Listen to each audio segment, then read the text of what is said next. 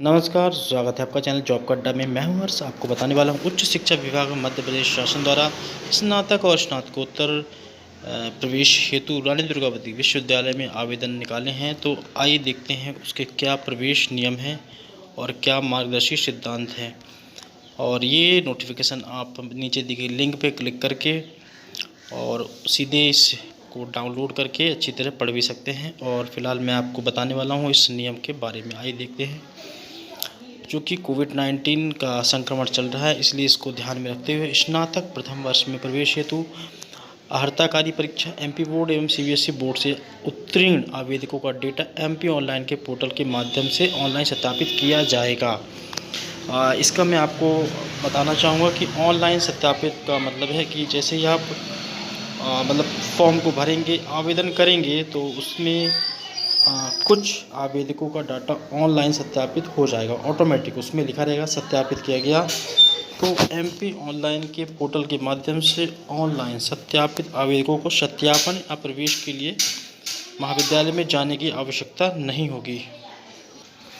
यह मैं आपको बता दूं कि पिछले साल ऐसा हुआ था कि ऑनलाइन फॉर्म भरने के बाद सारे डॉक्यूमेंट कॉलेज में लाकर वहाँ पर वेरिफिकेशन कराना पड़ा था। लेकिन अगर इसमें आपका ऑनलाइन सत्यापित हो जाता है तो आपको कॉलेज जाने की कोई आवश्यकता नहीं है, आपके सारे काम ऑनलाइन हो जाएंगे। और जिन आवेदकों का आवेदन पंजीयन किसी भी शासकीय महाविद्यालय में अगर मान लीजिए उसका ऑनलाइन सत्यापन नहीं होता है तो किसी भी शासकीय महाविद्यालय में समस्त मूल दस्तावेज और फोटो के साथ उपस्थित होकर पंजीयन की कार्यवाही पूर्ण करना होगा। जिन आवेदकों का स्वतः एमपी ऑनलाइन माध्यम से सत्यापन नहीं हुआ है, ऐसे आवेदक किसी भी हेल्प सेंटर में जाकर सत्यापन करा सकते हैं अगर जिनका ऑनलाइन सत्यापित नहीं हुआ है। सामने देखते हैं कि समस्त महाविद्यालयों के हेल्प सेंटर में आवश्यक व्यवस्थाएं संयोजित की गई हैं, यानी संयोजित की जाएंगी, यानी संक्रमण को देखते हुए सैनिटाइजर वगैरह। स्नातक प्रथम वर्ष और स्नातकोत्तर प्रथम सेमेस्टर के पाठ्यक्रम हेतु पंजीकृत आवेदकों के दस्तावेजों के सत्यापन हेतु आवेदकों की संभावित संख्या के आधार पर शारीरिक दूरी बनाए रखने हेतु अधिक से अधिक संख्या में हेल्प डेस्क की व्यवस्था की जाए। यानी कि वो जो ये कॉलेज के लिए निर्देश है कि वहाँ पे पूरी तैयारी करके रखें ताकि जो जिनका ऑनलाइन सत्यापन नहीं है वो जाकर वहाँ पे सत्यापित कर सकें। और महाविद्यालय में प्रवेश के उपरांत अक्टूबर सप्ताह में स्नातक प्रथम वर्ष स्नातकोत्तर प्रथम सेमेस्टर के प्रवेश हेतु मार्गदर्शी व्याख्यान दिए जाने की व्यवस्था की जाए। आपको बताना चाहेंगे कि स्नातक इस बार ईयरली हो गया है, मतलब कि प्रथम वर्ष में यानी साल में 2 बार परीक्षा नहीं होगी, जबकि स्नातकोत्तर अभी भी सेमेस्टर सिस्टम है। उसमें सेमेस्टर सिस्टम यानी कि 4 बार परीक्षा होगी स्नातकोत्तर में। प्रवेश प्रक्रिया देखिए, प्रदेश के उच्च शिक्षा विभाग के शासकीय और अशासकीय महाविद्यालयों के स्नातक प्रथम वर्ष तथा स्नातकोत्तर प्रथम सेमेस्टर में 2020-21 हेतु केंद्रीकृत ऑनलाइन प्रवेश की व्यवस्था होगी। ऑनलाइन प्रवेश होगा। ऑनलाइन प्रवेश व्यवस्था में सर्वप्रथम आवेदक को अपना ऑनलाइन पंजीयन कराना होगा, यानी आपको पहले ऑनलाइन रजिस्ट्रेशन करना होगा। उसके पश्चात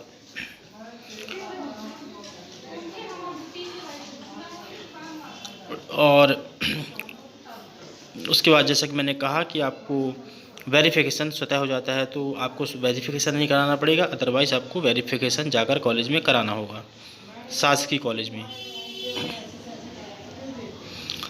12वीं में जो सप्लीमेंट्री आई हैं उनके लिए देखिए, 12वीं कक्षा में जो पूरक विद्यार्थी हैं उनको भी अगर कॉलेज में एडमिशन लेना है,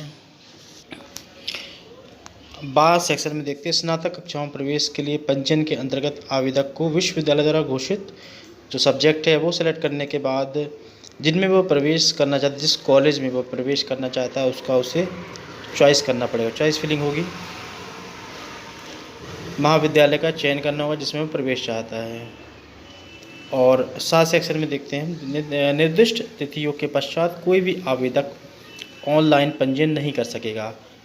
प्रथम चरण के पश्चात आगामी चरणों में पंजीयन कराने वाले आवेदकों के प्रवेश हेतु तत्समय उपलब्ध रिक्त सीटों पर ही विचार किया जाएगा। आवेदक जो है वो न्यूनतम 1 और अधिकतम 15 कॉलेज का चयन कर सकता है।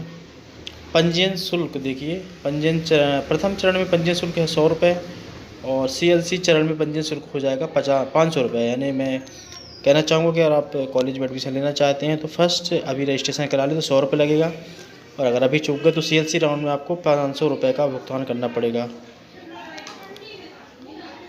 यहाँ सेक्शन में देखिए, पंजीयन के पश्चात आवेदक का प्रिंट आउट जैसे नाम, डेट ऑफ बर्थ वगैरह 10th और 12th की मार्कशीट के अनुसार ही भरें। इसकी पूरी जिम्मेदारी स्टूडेंट्स की होगी। अगर आपके कोई गलती पाई जाती है तो आपका जो आवेदन है वो वेरीफाइड नहीं होगा और वो निरस्त हो जाएगा।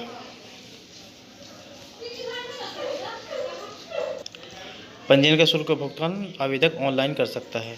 सत्यापन, जैसा कि मैंने पहले बताया कि ऐसे आवेदक जिनके पंजीयन फॉर्म का ऑनलाइन सत्यापन नहीं हुआ है, केवल उन्हें ही अथवा उनके अभिभावकों द्वारा दस्तावेजों का अनिवार्यतः सत्यापन किसी भी शासकीय महाविद्यालय में उपस्थित होकर कराना होगा और ऑनलाइन सत्यापन होने का उल्लेख पंजीयन के प्रिंट आउट पर किया जाएगा।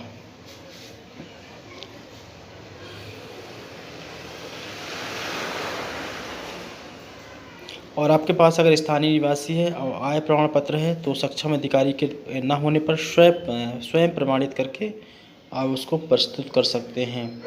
इसी तरह स्नातकोत्तर में प्रवेश हेतु कंडिका 2.1 में उल्लेखित प्रक्रिया को अपनाते हुए सहायता केंद्रों से ऑनलाइन प्रवेश प्रक्रिया हेतु सत्यापन कार्य निर्धारित समय सारणी पर संपन्न किया जाएगा।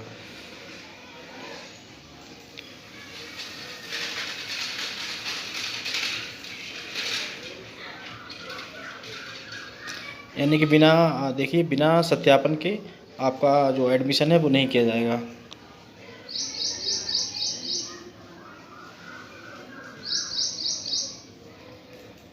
टीसी देखिए, टीसी के संबंध में आवंटित महाविद्यालय के प्रवेश के पश्चात दस्तावेजों के सत्यापन के समय मूल अंक सूची ही मान्य होगी। यानी अगर आप एडमिशन लेने जाते हैं तो वहाँ पर आपकी जो मार्कशीट है वो ओरिजिनल होनी चाहिए, उसके साथ टीसी भी मतलब आपको ले जाना पड़ेगा। अगर टीसी आप जमा नहीं करते हैं तो आपका जो प्रवेश है निरस्त हो जाएगा। तो ये तो कुछ थी जानकारी इसके रूल्स एंड रेगुलेशंस की। और इस विषय में किसी भी जानकारी के लिए आप मुझे कमेंट बॉक्स पे लिख सकते हैं, और इसका जो CLC चरण है उसके बारे में आपको अगला वीडियो लेके आऊँगा। तो वीडियो देखने के लिए आपका बहुत बहुत धन्यवाद। जय हिंद।